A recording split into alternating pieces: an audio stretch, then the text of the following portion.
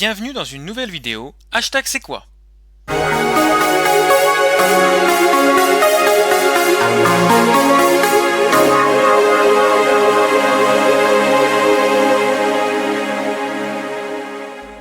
Découvrons de nouvelles notions, la porosité et la perméabilité d'une roche. Vous êtes prêts?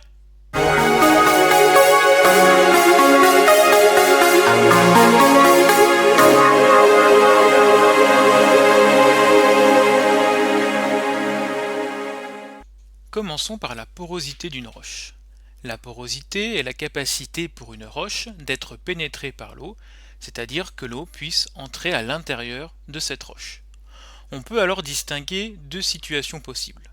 Soit l'eau pénètre dans la roche, c'est-à-dire entre à l'intérieur de celle-ci. On peut alors dire que la roche est poreuse. A l'inverse, si l'eau ne pénètre pas dans la roche et reste à sa surface, on peut alors dire que la roche est non poreuse. Voici un exemple pour mieux comprendre. Prenons un morceau de roche sur laquelle on dispose de l'eau. Si cette eau reste à la surface de la roche ou s'écoule sur les côtés de celle-ci sans entrer à l'intérieur, on peut alors dire que cette roche est non poreuse. A l'inverse, si l'eau entre dans la roche et disparaît à l'intérieur de cette même roche, on pourra alors dire que cette roche est poreuse.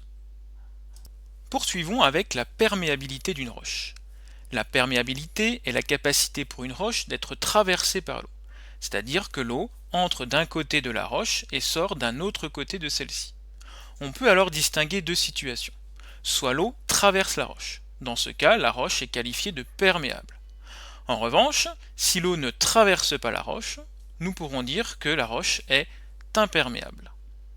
Voici un exemple pour mieux comprendre. Prenons un morceau de roche déposé sur un récipient sur lequel on dispose de l'eau. Si l'eau coule sur cette roche ou entre de l'intérieur, mais ne la traverse pas, on peut alors dire que cette roche est imperméable.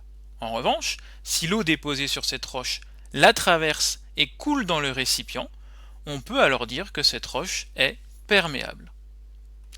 Vous avez tout compris? Alors à bientôt pour une nouvelle vidéo, hashtag c'est quoi?